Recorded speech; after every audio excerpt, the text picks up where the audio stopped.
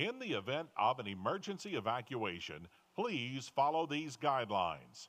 If you are seated in the lower rows of level 100, please walk down the stairs to the floor, proceed through the nearest portal, and exit the building. For the upper rows of level 100, walk up the stairs to the concourse and exit through the nearest doors. Those seated in 200, 300, or loge seating walk downstairs to the concourse to exit through the nearest doors. Elevators will not be in service, but event staff will be available to guide and assist you.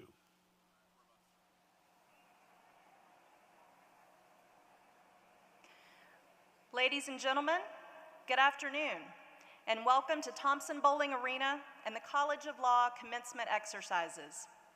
This day represents a milestone accomplishment in the lives of our students. Please remember that this is a formal academic ceremony and appropriate decorum is expected. Please be respectful throughout the ceremony and remember that the focus of the day is on our students.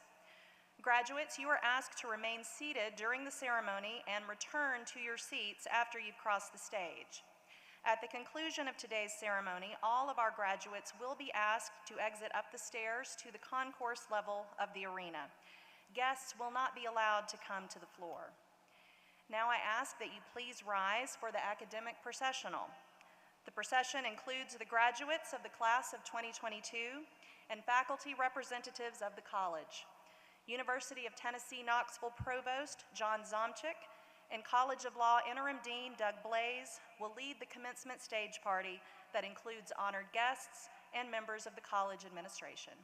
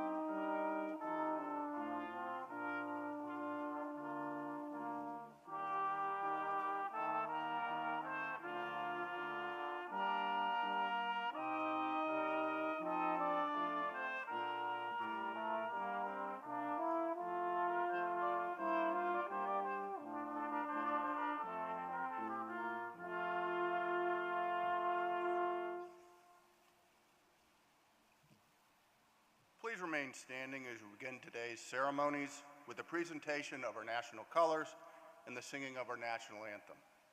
Gentlemen, please remove your caps and join Jacob Lay and the Volunteer Brass Quintet in singing our national anthem.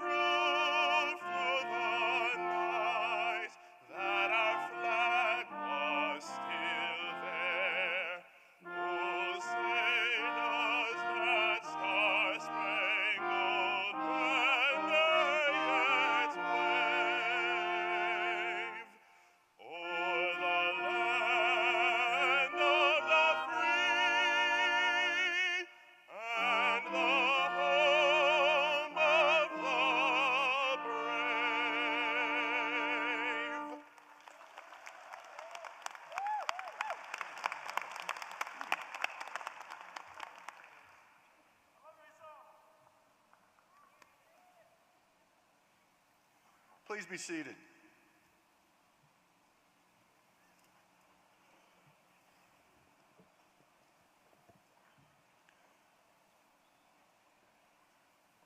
And good afternoon. I'm Doug Blaze, Dean of the University of Tennessee College of Law. On behalf of the entire law school community, welcome to our 2022 hooding ceremony. Today we celebrate the accomplishments of our outstanding graduating students. We are honored that you all are here with us today for this incredible celebration. Now, there are many special people with us today, but I want to welcome and single out our principal speaker, Judge Bernice Donald of the United States Court of Appeals for the Sixth Circuit.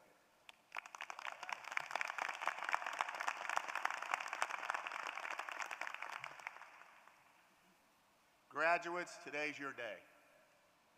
Today we celebrate your hard work, your tenacity, and above all for this class, your resilience. You faced challenges unlike any other graduating class at the College of Law. COVID and all that entailed. A sudden switch to Zoom classes, masks, more Zoom classes, social distancing, Zoom meetings, quarantines, Zoom events, and more Zoom classes. And of course, there were lots of other very significant challenges, some shared, some individual. Just being here today is an extraordinary achievement.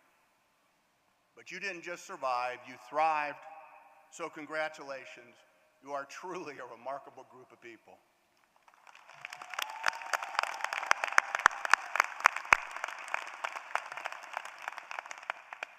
But this is a bittersweet occasion, because while we celebrate your many accomplishments, for many of us, particularly those of us up here on the stage, it means we start to say goodbye to you as you head off to embark on the next stages of your lives and professional careers.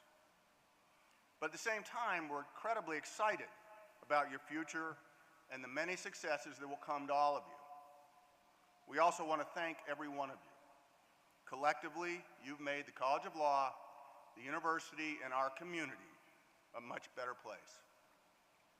Now, graduates, sit back, relax, and reflect upon the fact that this afternoon you continue the rich tradition of a great institution, the University of Tennessee College of Law. Be sure to think about those who went before you and those who will follow.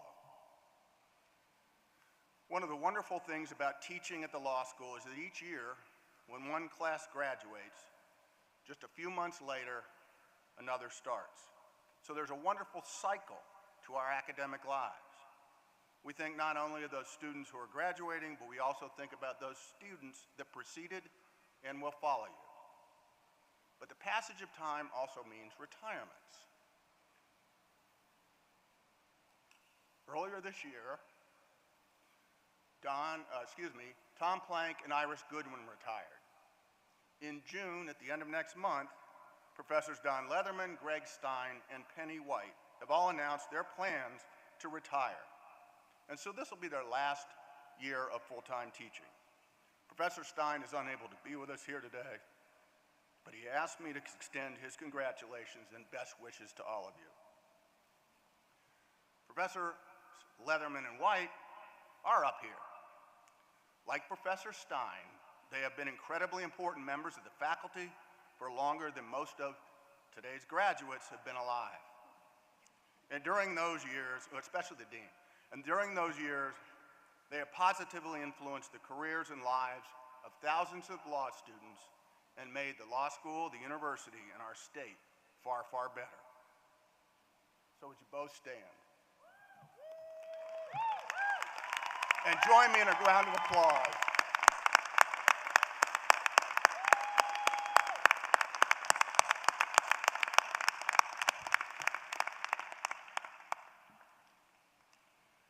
All right, now I get to introduce the third-year student selected by his classmates to speak on behalf of the graduating class.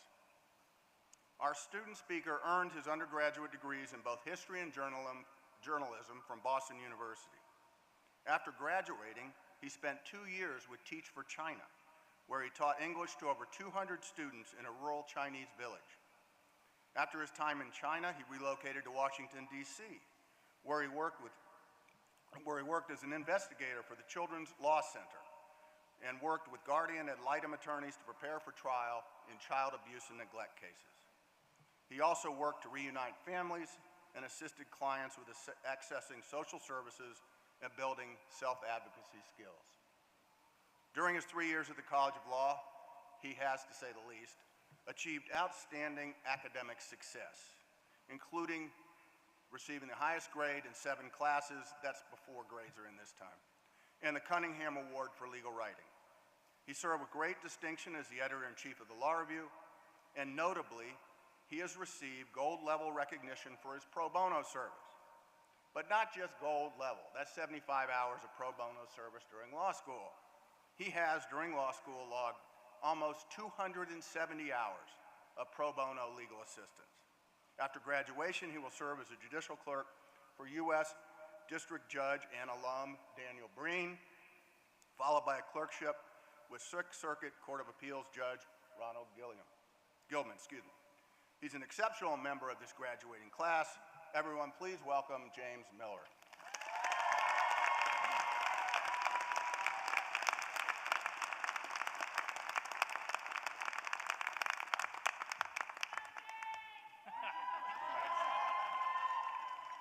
Appreciate that. Thank you, Dean Blaze. When I moved to Knoxville in 2019, I was pretty nervous to go back to law school, or to go back to school. I had worked for 5 years since college. It was something I was getting back to. But I knew that it was the right idea to move back to my home state, and that law school would be as edifying and rewarding as it would be challenging and difficult. The challenge of that first semester, the expected challenge of that first semester, involved questions like, when is something an offer? What is a blue book? What would a reasonable person think? And that one in particular struck me. I mean, am I an unreasonable person? And trying to figure out the answer to questions like these and more, we were told, is like trying to drink from a fire hose. But I think that that's wrong, because a fire goes out, the hose is turned off. Here, the fire does not go out. There is no spigot. you just kind of get used to it.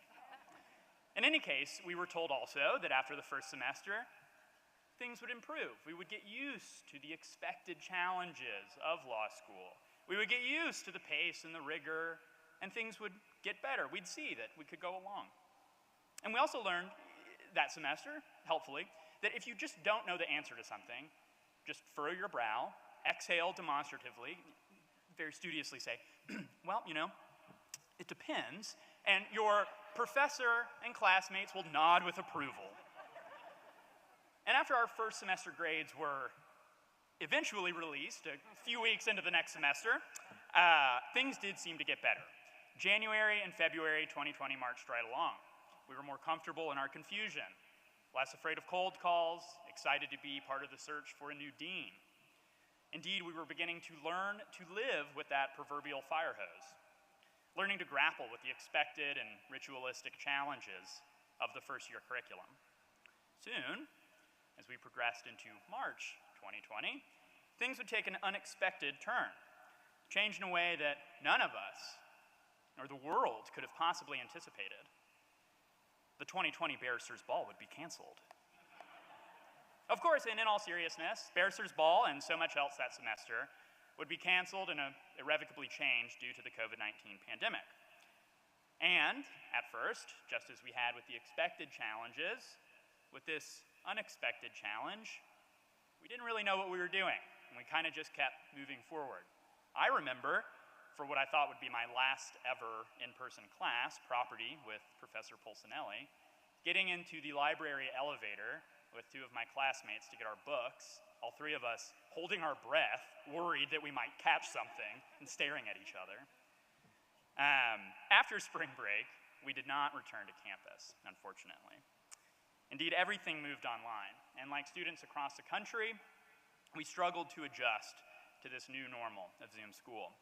Still, working through the kinks of unmuting, muting, having an acceptable Zoom background, we persevered, and just as we had with the expected challenges, we got used to it.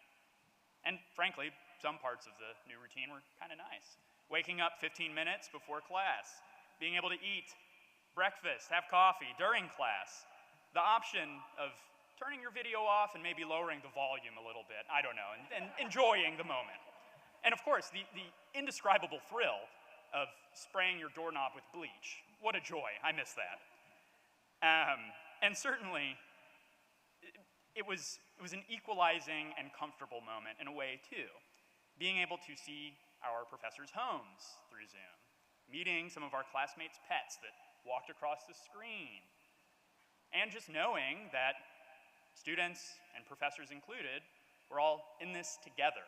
It took away some of the more stilted, stifling, and, pun intended, sanitized aspects of law school.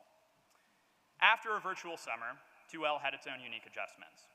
We were able to come back to school for a hybrid schedule. We learned to monitor a new seat reservation system in the library, like it was some sort of opening bell of trading. You just jumped in there and got a spot. But despite these challenges, we continue to persevere.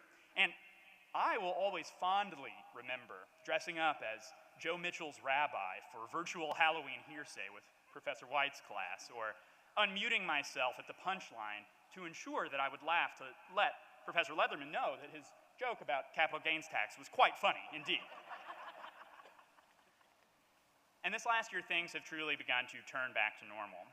I think all of us were thrilled to get back to being on campus in person, back to seeing each other in the hallway, study groups, back to in-person events like Barristers Ball, Blackshear Gala, the CUNY Cup, back to clinic in person, despite, of course, recent flooding, another challenge that we will persevere through, I'm sure. And I think, too, we were all grateful for just how hard the faculty and staff worked to ensure that the class of 2022 felt as few disruptions as possible. Still, it is hard to describe or to remember what our time in law school was like without explaining these unique challenges and hardships that we faced.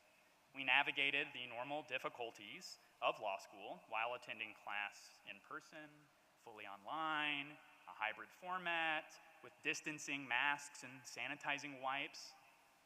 And of course, we did that all on top of the normal challenges, the other life challenges that the pandemic created.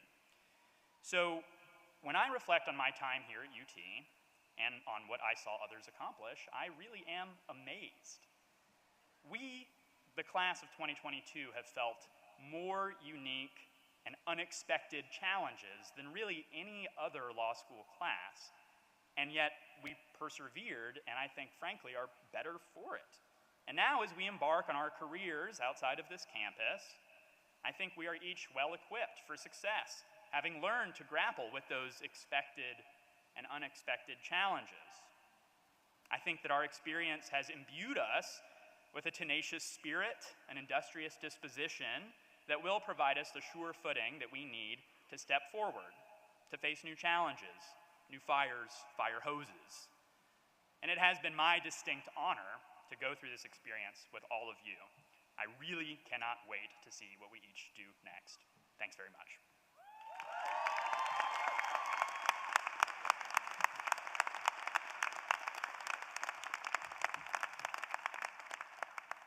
You chose well.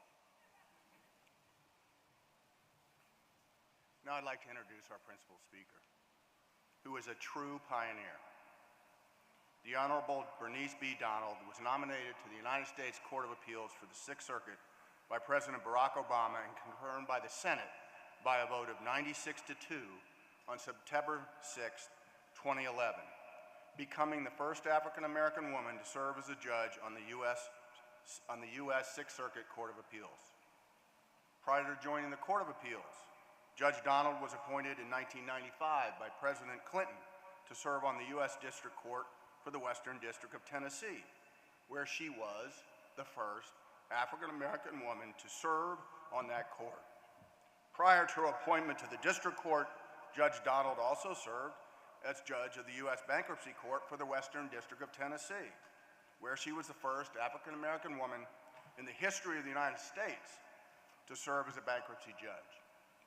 In 1982, she was elected to the General Sessions Criminal Court, becoming the first African-American woman to serve as a judge in the history of the state of Tennessee.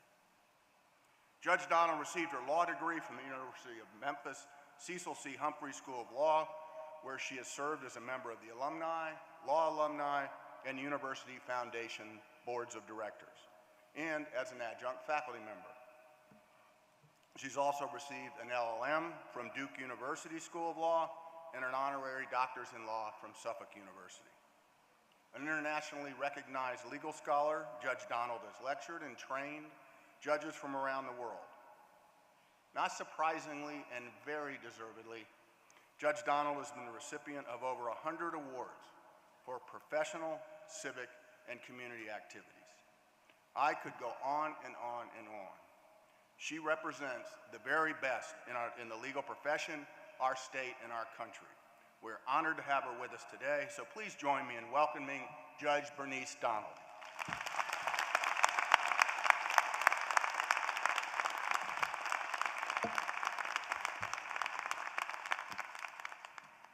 Good afternoon.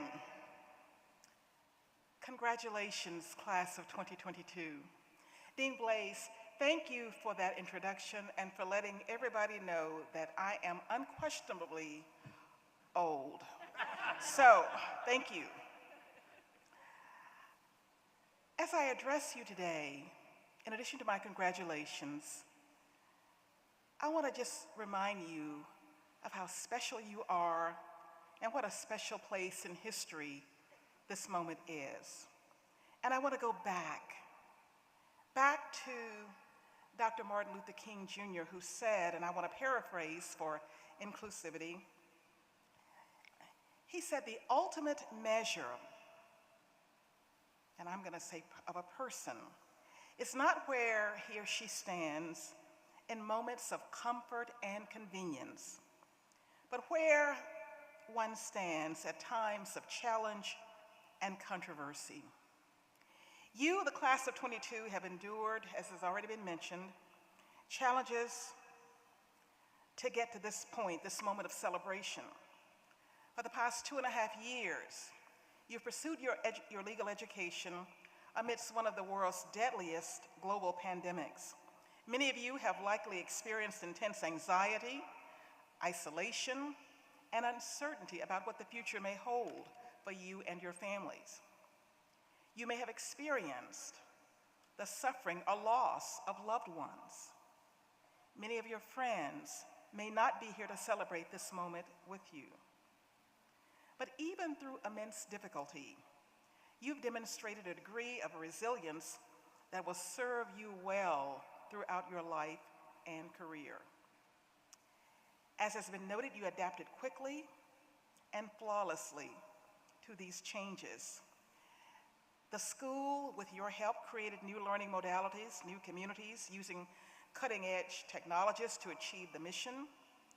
And although the change may have been unpleasant and disruptive, you effortlessly acclimated to these ever-changing norms.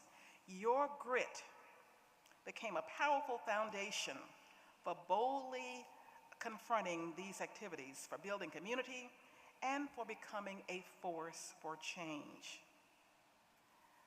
You, the class of 22, much as was said about our earlier astronauts, you have the right stuff to be the most talented, innovative, and visionary lawyers of our time. But your tools are only impactful if utilized to unlock society's door to positive change. Over my life, I have seen numerous changes. Many of them have been positive. Many of them, the story has not yet been told. Each of us, just like each generation, must meet the challenges of our time, and we must meet those with courage, commitment, and vision. I want to take you back to one Charles Hamilton Houston.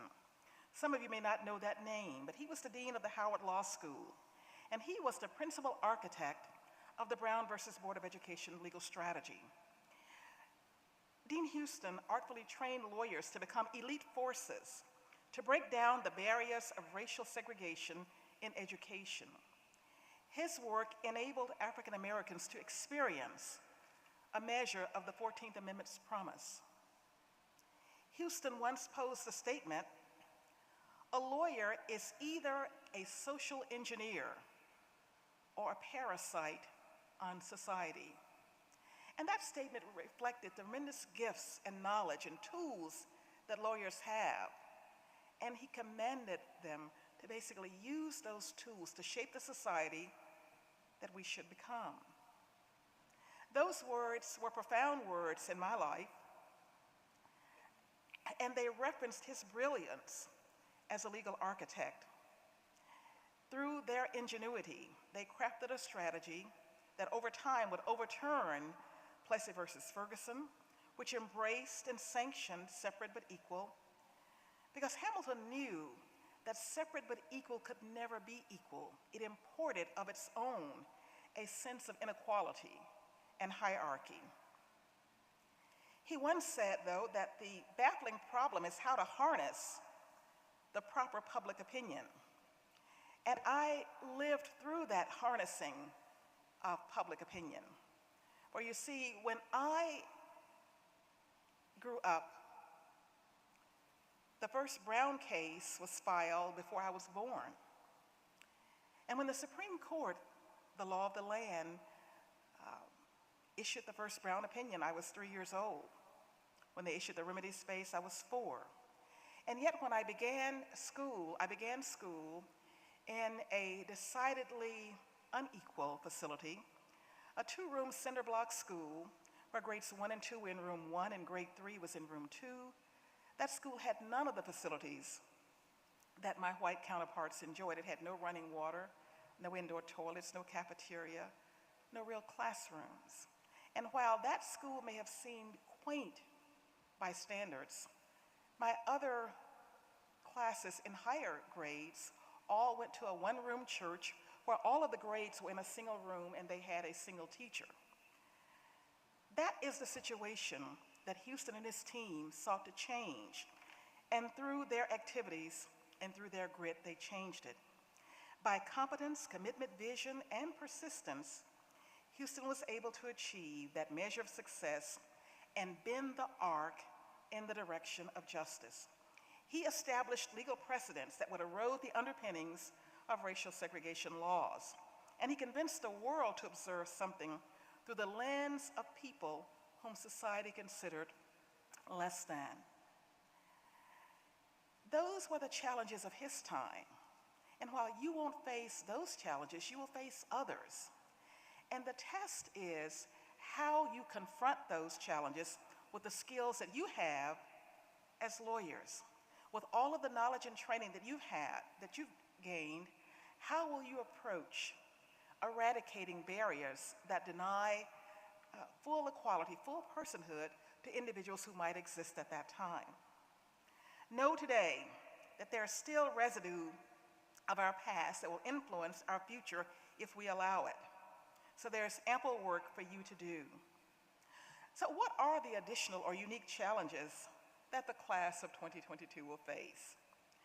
Well, we love to talk about the rule of law, but I would say to you, without our steadfast commitment, the rule of law becomes fragile.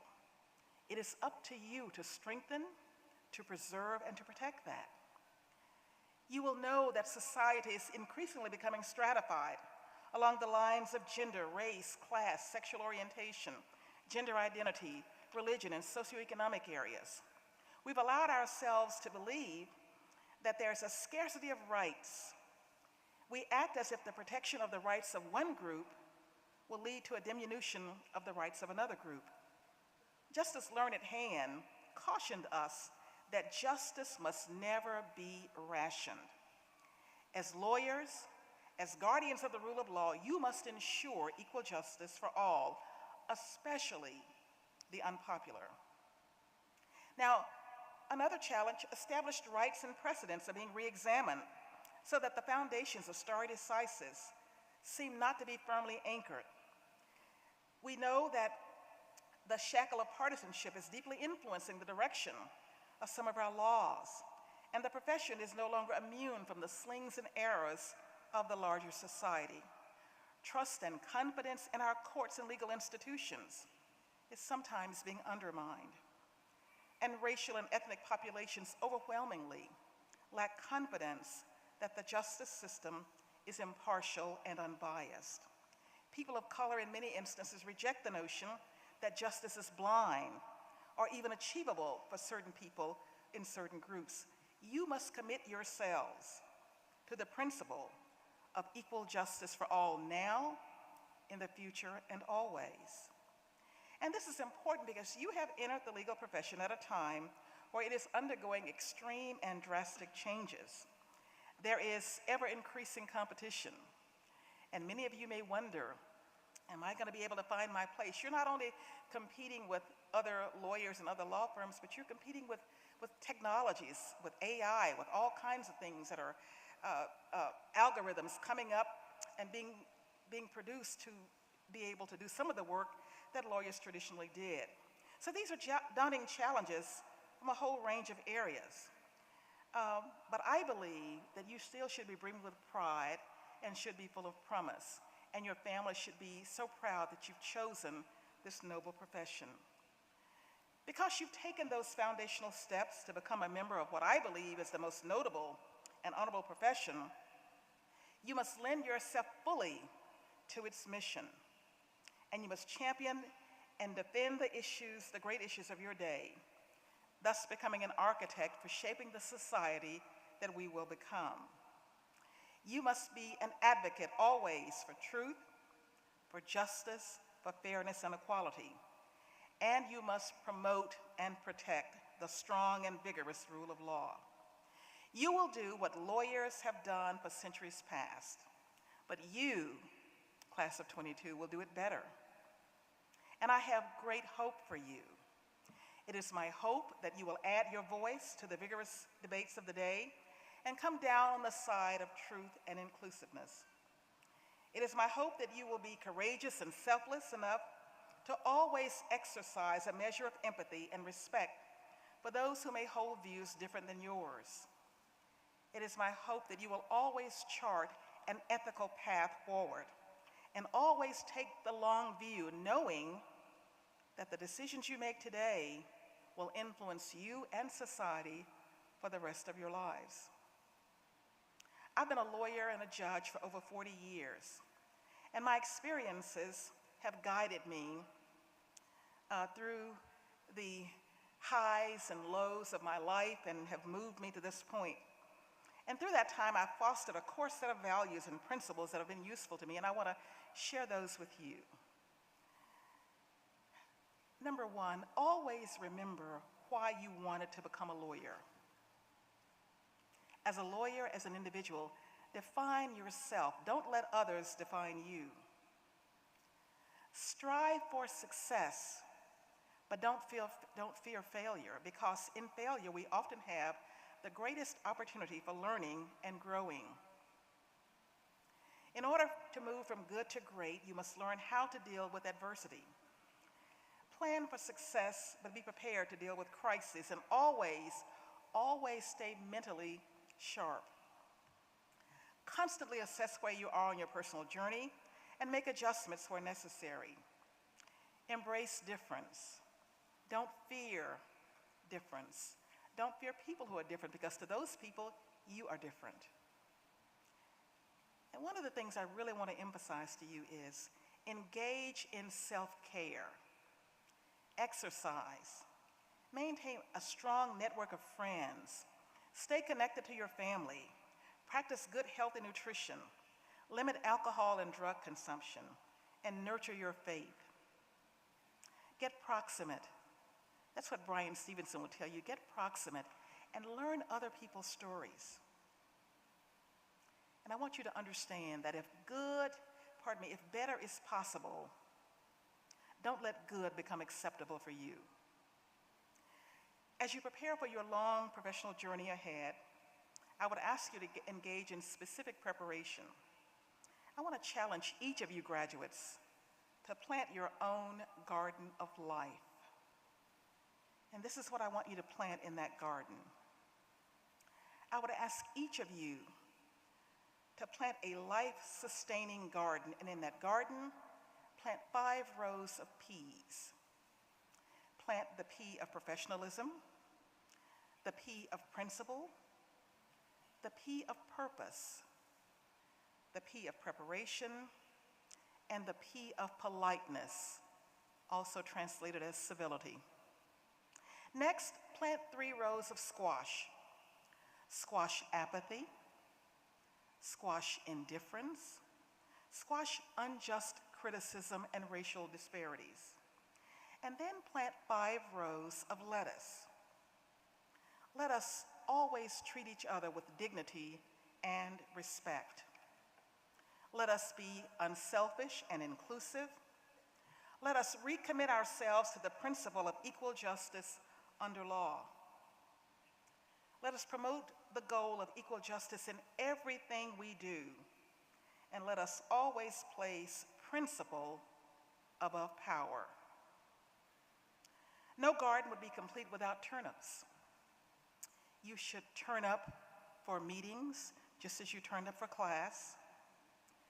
Turn up prepared. Turn up with a smile.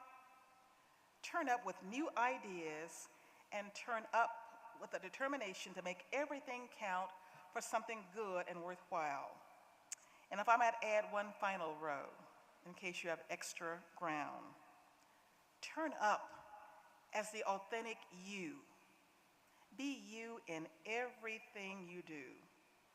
I want to congratulate you on what you have accomplished, what I know you will accomplish, and on being the best class yet. I know that you are going to enrich our profession and enrich our society. Congratulations.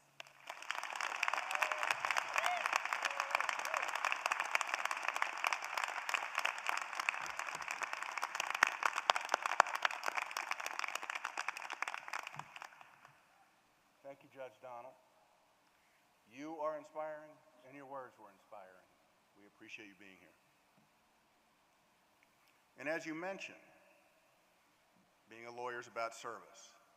And the University of Tennessee College of Law has a long-standing commitment to public service.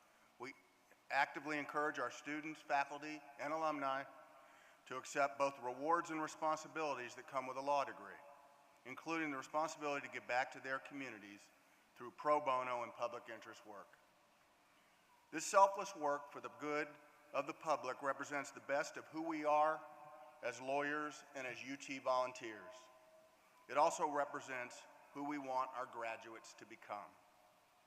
We are very proud of our tradition of giving back. This year, our students, all three classes together, performed more than 3,392 hours of pro bono work over the course of your law school careers. The class of 2022 has provided more than 8,850 hours of pro bono service, and 21% of the graduates here today have been honored with the University of Tennessee Service Medallion, which recognizes students who have provided 100 hours or more of public service. In recognition of our commitment to pro bono, the faculty long ago voted to publicly acknowledge all law students who complete at least 25 hours of pro bono legal service while attending the College of Law.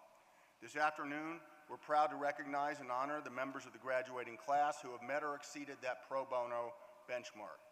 Their names are noted in your program. They also wear a special orange cord on their regalia. And I would ask that all those graduates please stand for recognition.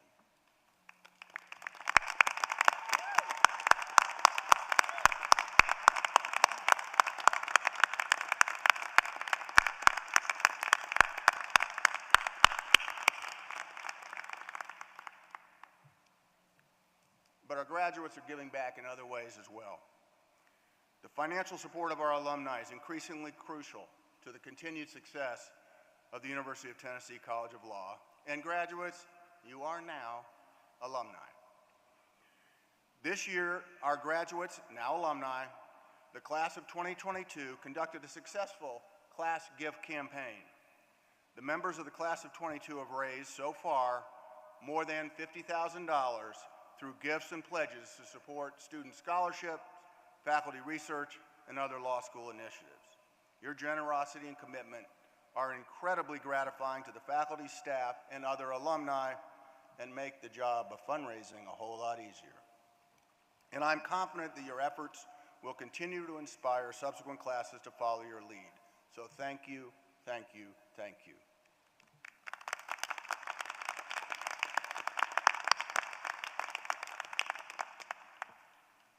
Now, the robes that you're wearing today, that could be a little warm,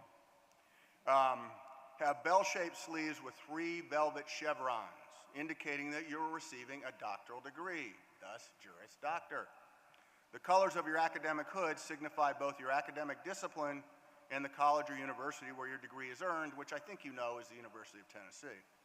The brilliant orange and white in your fold reflects that fact. The outside of the hood is trimmed in royal purple, indicating that law is the supreme authority in our system of government and that your degree is in law.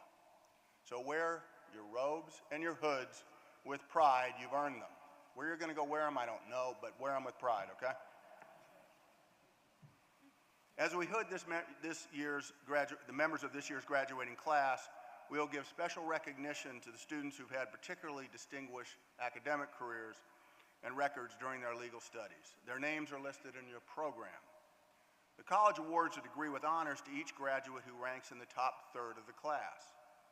A degree with high honors is awarded to students who rank in the top 15% of the class, and a degree with highest honors is awarded to each graduate who ranks in the top 5% of the class.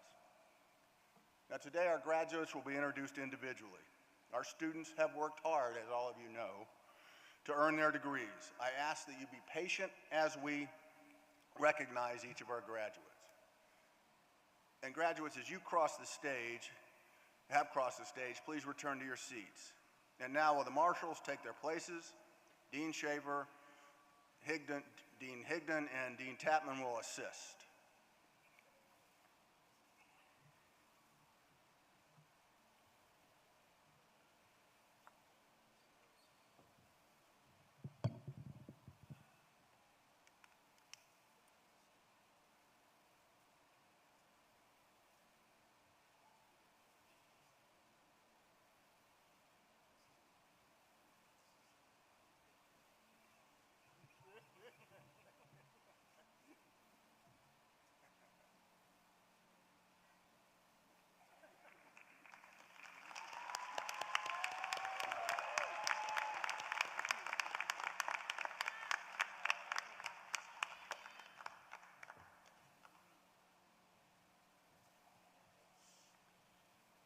Olusegun Aboaba.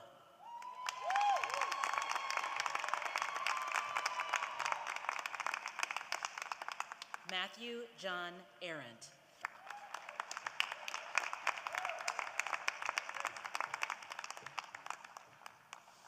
Isam Bahar.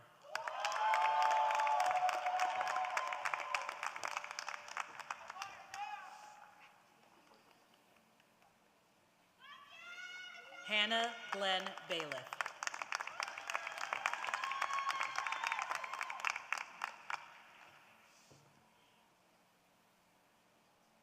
Hannah Kathleen Benjamin.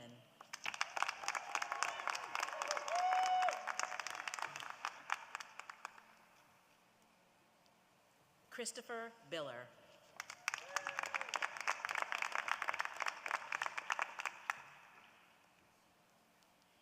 Hannah Claire Bogus.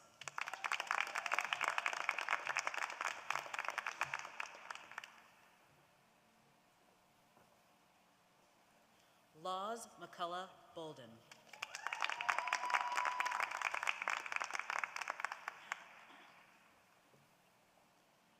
Nuraldeen Brifkani.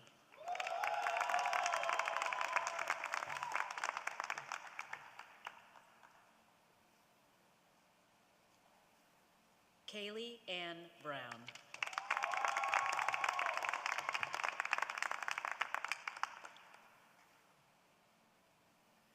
Samantha Nicole Buller Young.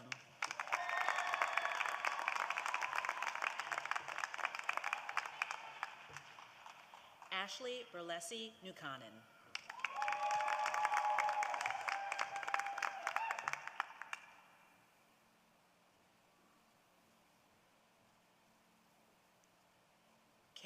Cal Burton.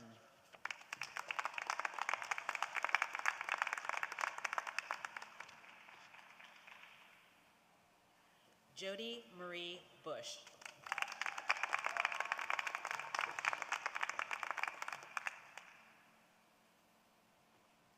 Abigail Diane Caldwell.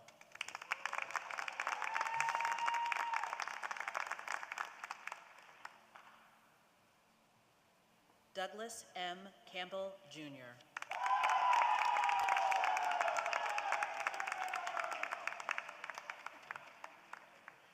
Livia Campos.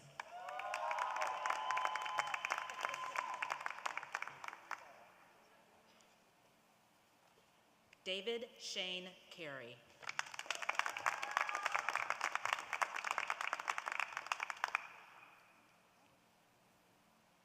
Ryan Alexander Case.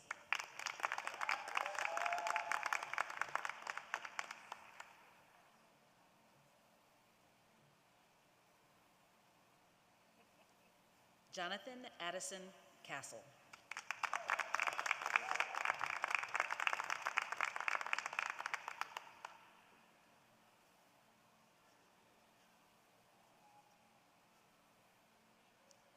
Selena Jasmine Chowdhury.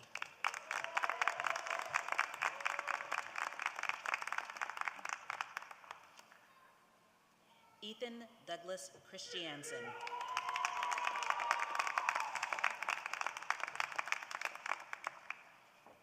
Catherine Cock.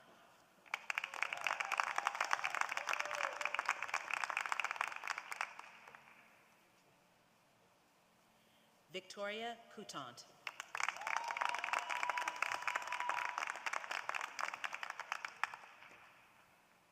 Anne Crisp.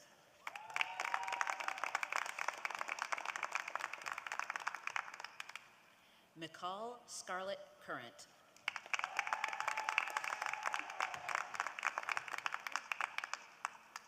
Jonathan Davis.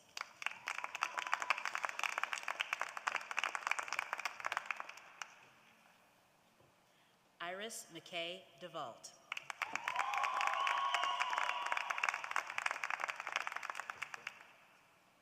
Martha Dinwiddie.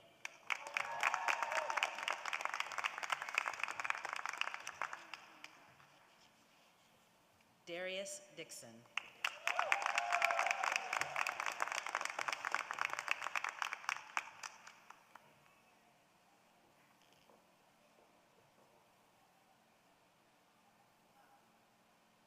Dylan Ray Douglas.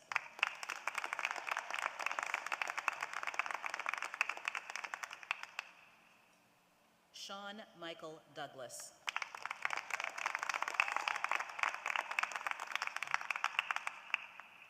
Luke Irwin.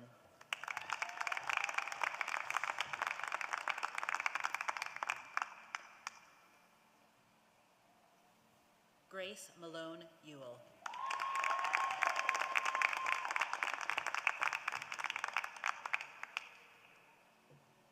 Dylan Fink.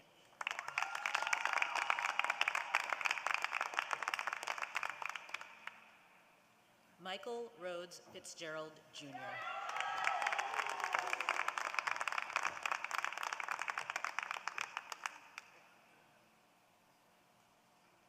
Elizabeth Fortunato.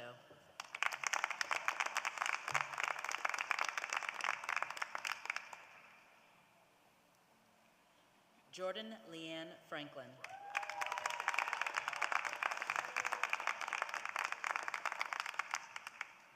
Daryl Sandy Freeman II.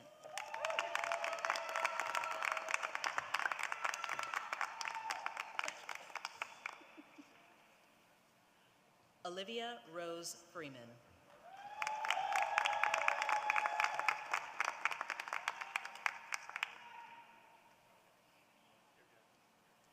Robert Ambler Moncure Fritchie.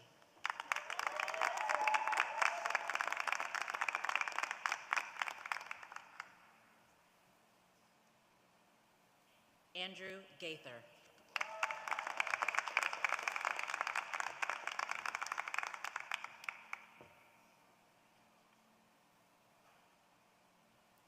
Sumner Allen Garland.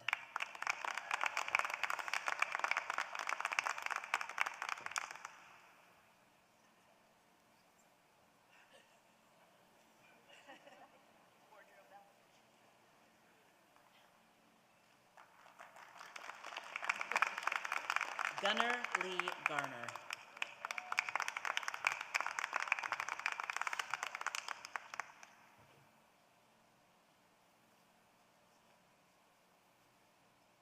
Sarah Catherine Gerkins.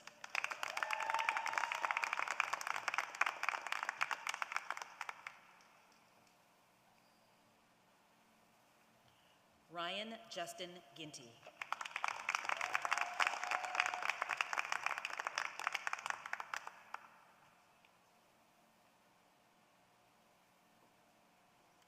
Emily K. Gould.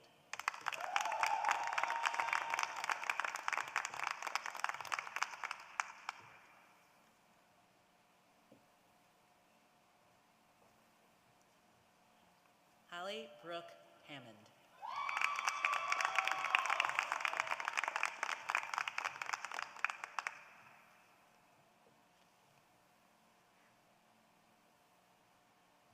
Courtney Harton.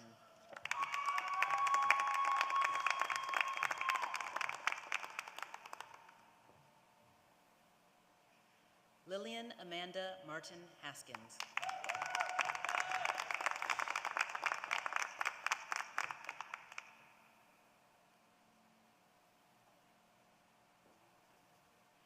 Cofield Hilburn.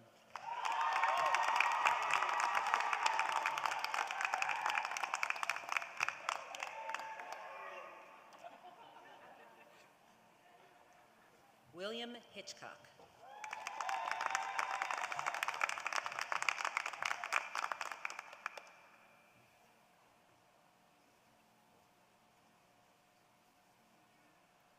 Mackenzie Michelle Hobbs.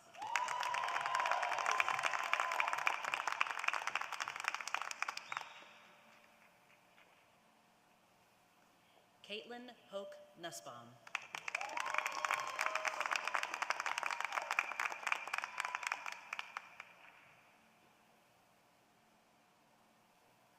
Dalton Howard.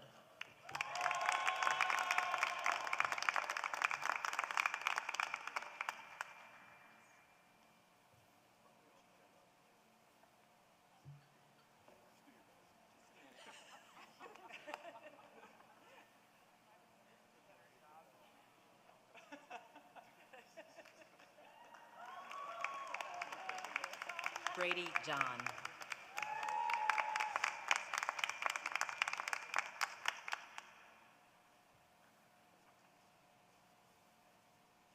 Benjamin Brian Kelly, Jr.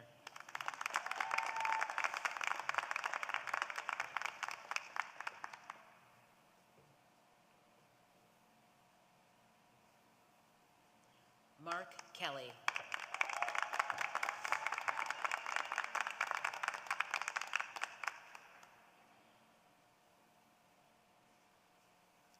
Braxton Ross Kinney.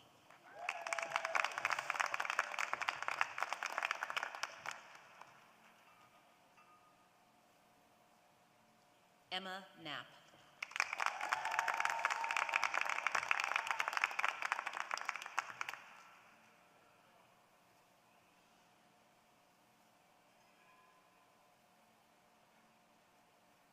Stefan Costas.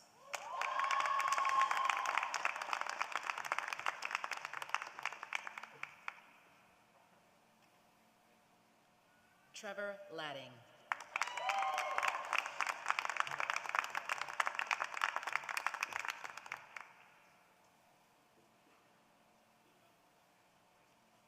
Madeline Frances Leonard.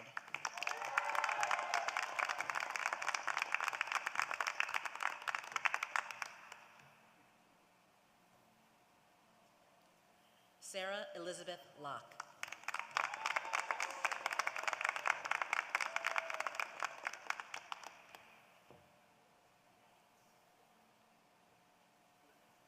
Claire Hendricks Love.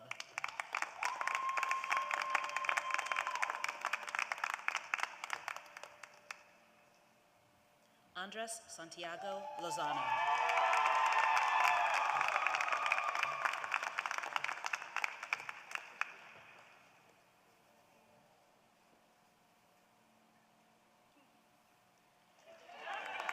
Abigail L. Lydens.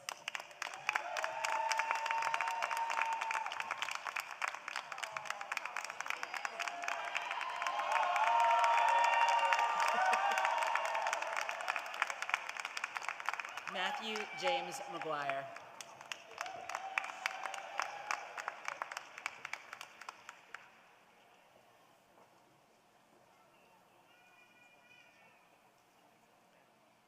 Savannah Faith May.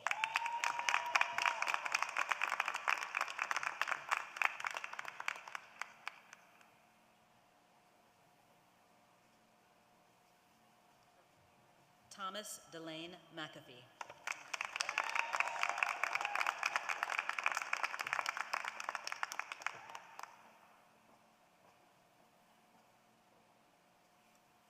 Kelsey West McKinney.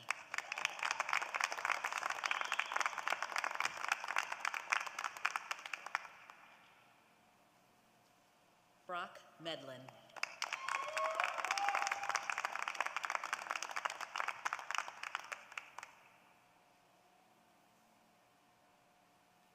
James Walker Leon Miller.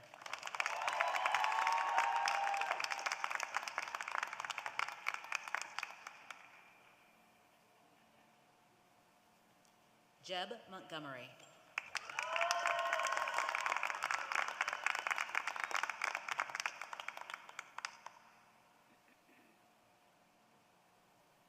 Kayla Moran.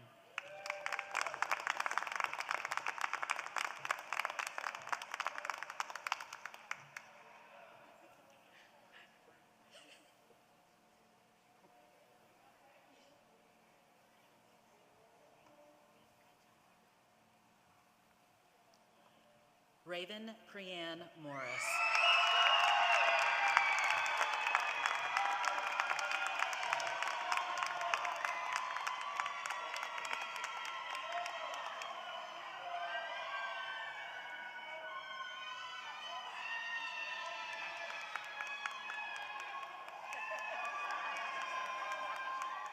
Casey Mosley.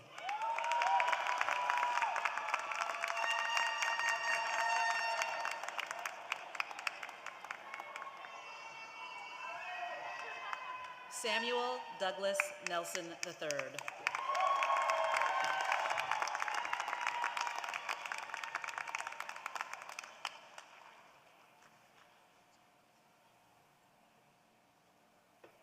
Melissa Neto.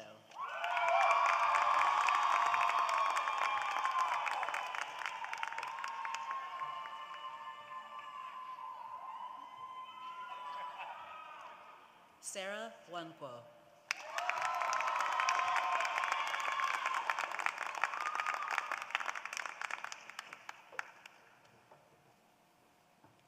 Philip Alexander Parsons.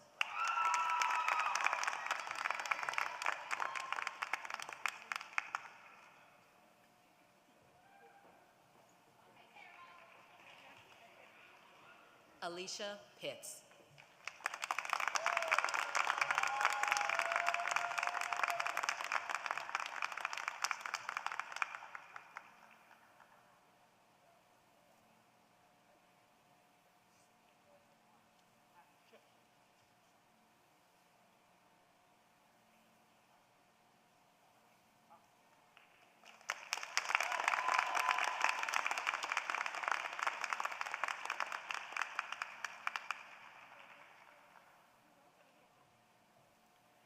Aaliyah Reno Demick.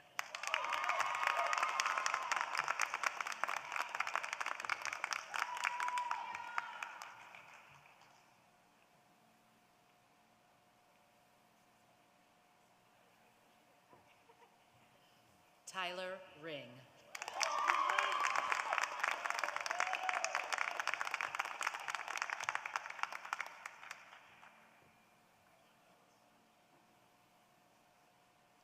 Micah Haley Roberts.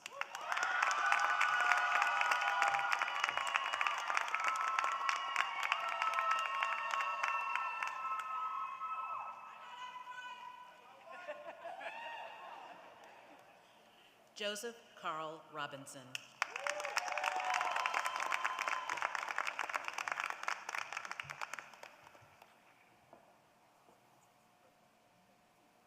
Alex Rodenko.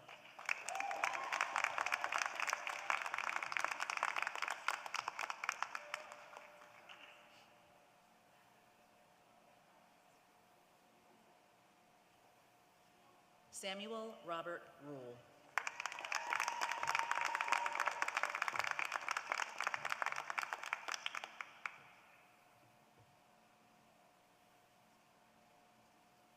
Jonathan Russell.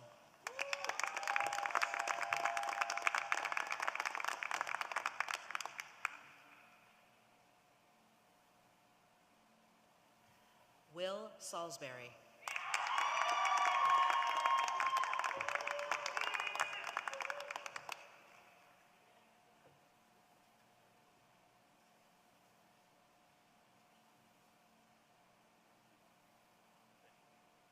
Jennifer Schilling.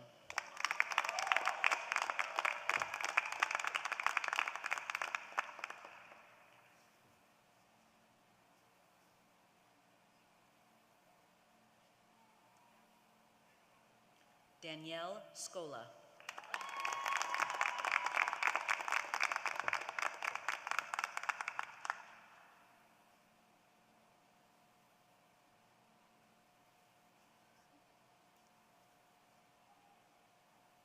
Jessica Lynn Seaton.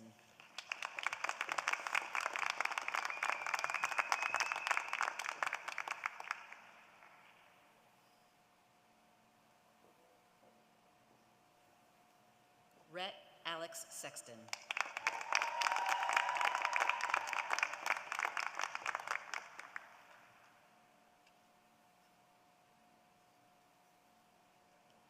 Mecca Star Shabazz.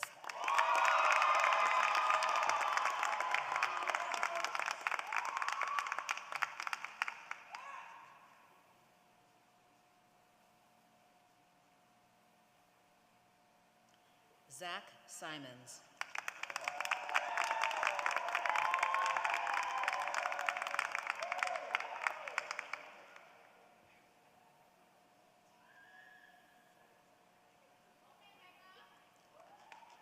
Jesse Lee Small.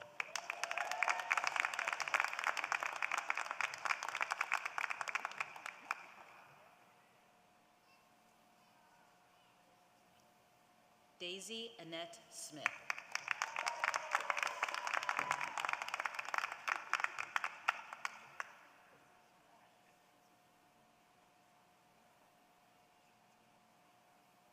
Peyton Smith.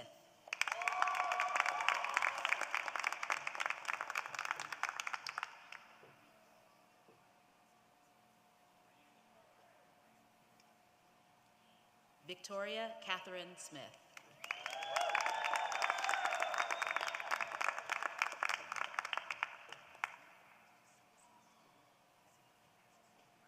Caleb A. Smothers.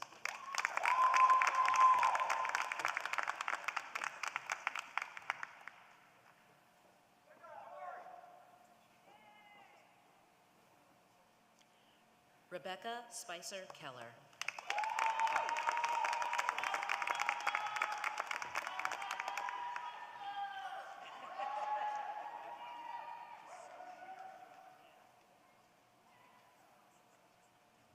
Kelsey Erin Stelly.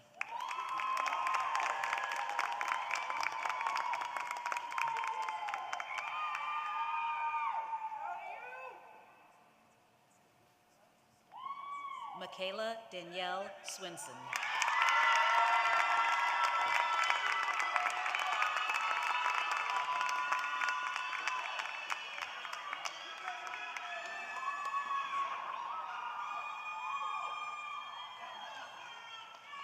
Charles Wilson Tate.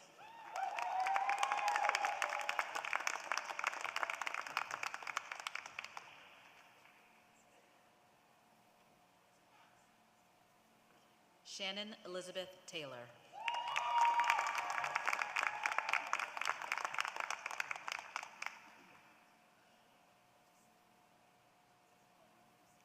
Jason Robert Troutwine.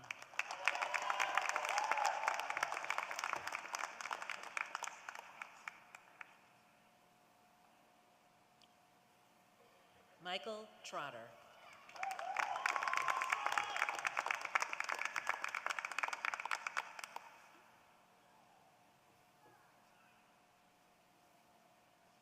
Zaria Omani Naima Walker.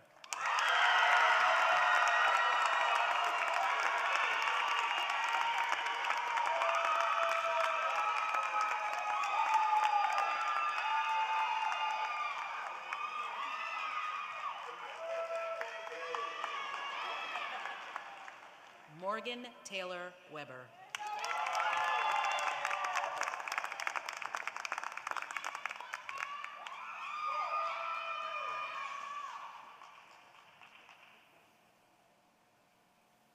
David Andrew York.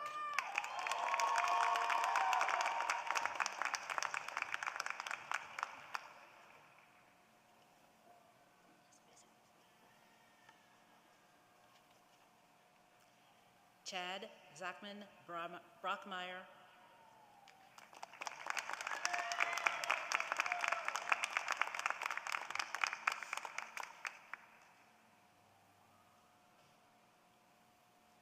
Maria Rose Zink.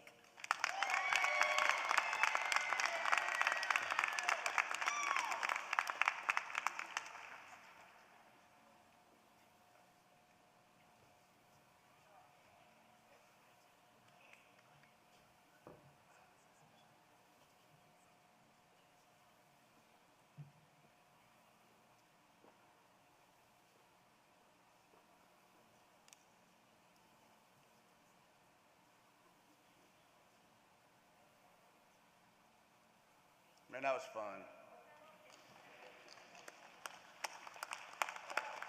Let's give it one more minute.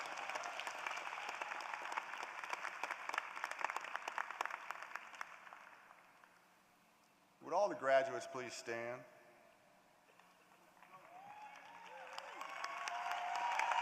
Wait just a minute.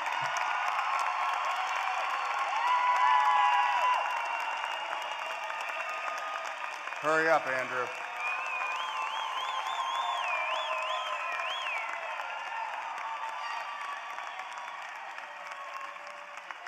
One more. There she is.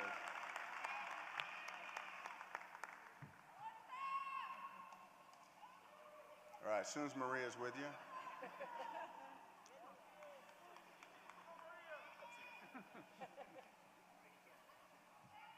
Okay, everybody, I am honored to present the University of Tennessee College of Law, class of 2022.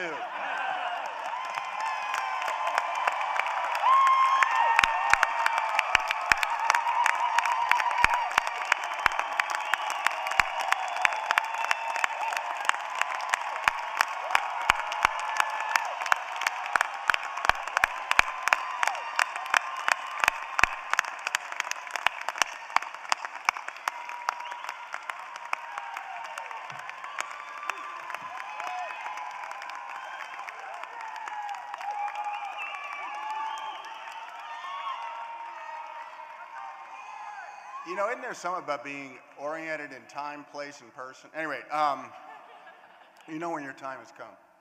All right, this afternoon we've recognized and congratulated all of our graduates. Now it's appropriate for us to formally recognize and thank those who helped them to reach the goal they achieved today. Parents, grandparents, spouses, friends, children, brothers, sisters, aunts, uncles, and many others. Class, here's your chance.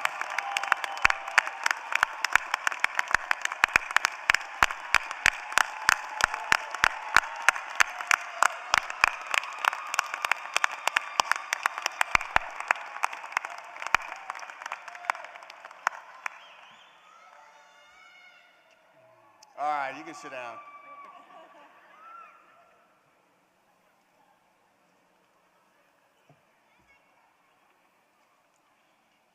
I'm not trying to say this. You know, as a final note, I want to personally thank all of you for what you meant to me. As you know, it's my last one. I'll be hiking into retirement in another month. It's been an amazing 29 years. Challenging, fulfilling, and incredibly meaningful. And you're the perfect class for me to finish with. We've been together since that first Friday class of lawyering and professionalism in August of your first semester.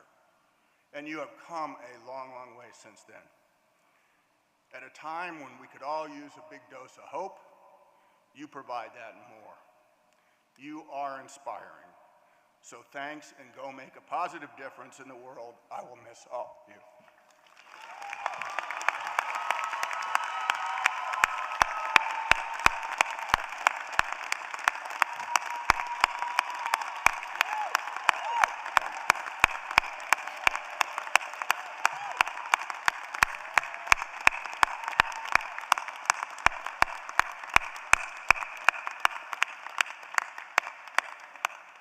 Thank you. And I got through it. Class of 2022, okay. We will conclude today with the official conferral of your degree and a moment of celebration. Before I turn it over to our provost, John Zomchik, I want to remind the faculty and the graduates that you can turn in your academic regalia this afternoon to the University Bookstore personnel near the Ray Mears room. As a reminder, when the ceremony ends, all guests and graduates are asked to exit up the stairs to the concourse level. And as I turn it over to our provost for the conferral of degrees, I'd like to extend a personal and sincere thanks and appreciation to you, John. It's been a true honor and a privilege to work with you over the many years and for you to be with us this afternoon, so thank you. And now it's my pleasure to turn it over to you.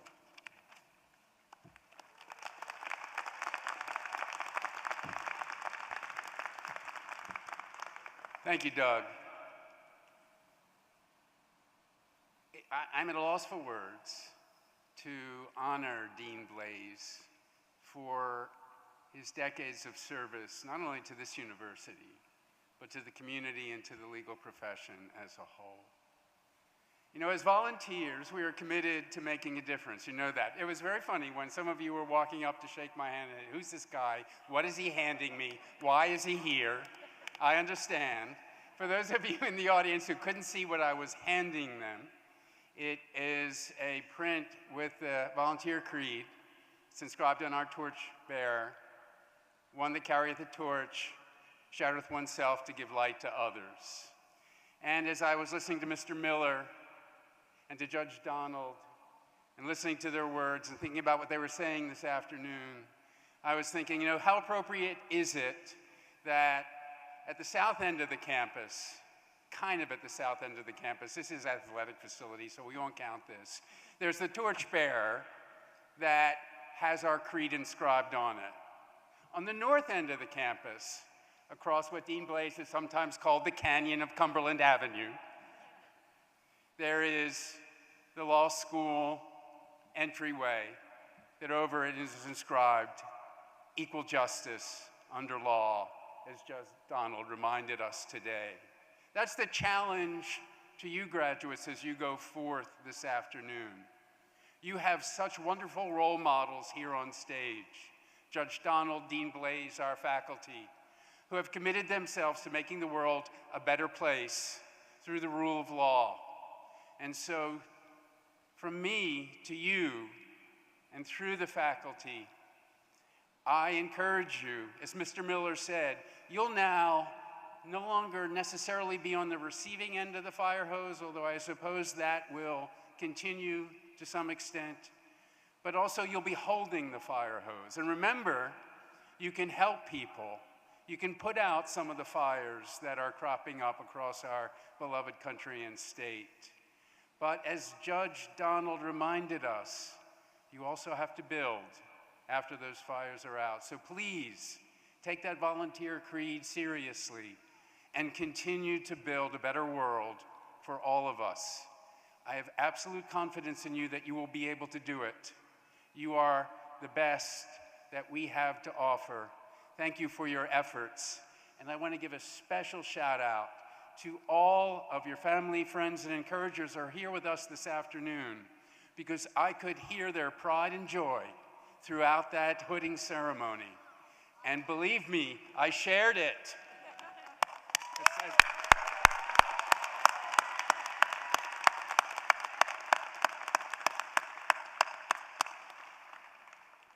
So if I sit down now, you as lawyers know you won't get your degree. So I've got to continue. I would much rather end there, but this is a special moment for all of us to celebrate. This is the culmination of your 3 years of hard work, so please stand. Here's the magic words. Your presence today demonstrates that you have done the work and completed the requirements for your degree.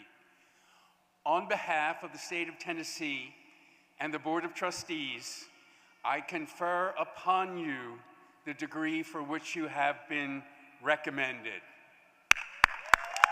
Congratulations, graduates.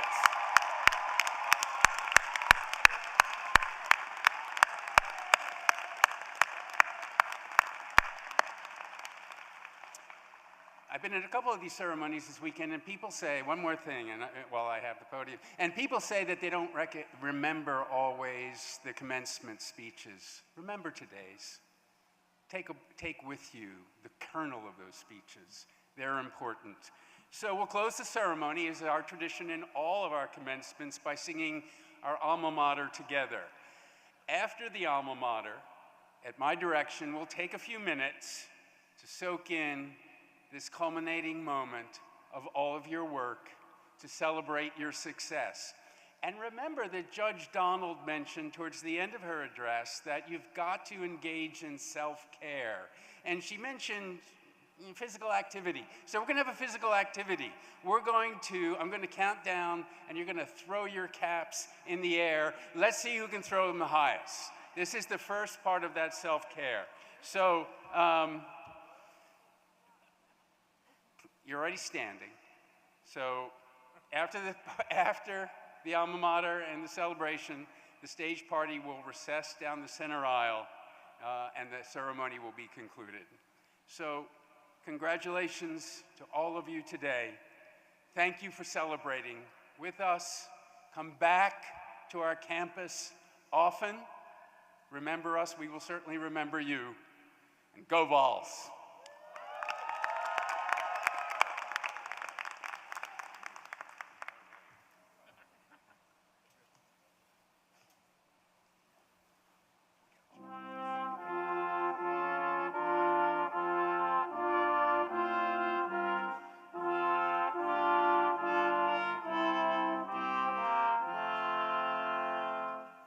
On a hallowed hill in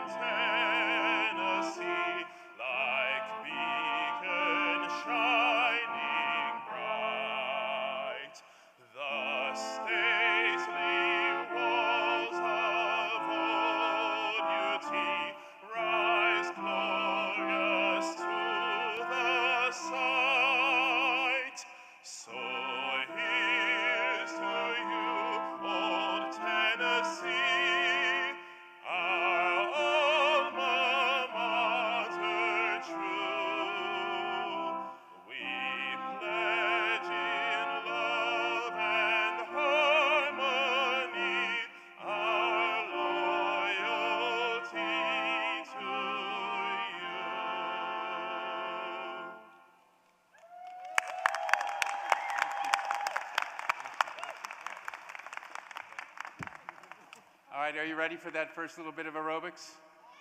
All right, ready? At the count of 3, counting down from 3, 3, 2, 1, let's celebrate graduating!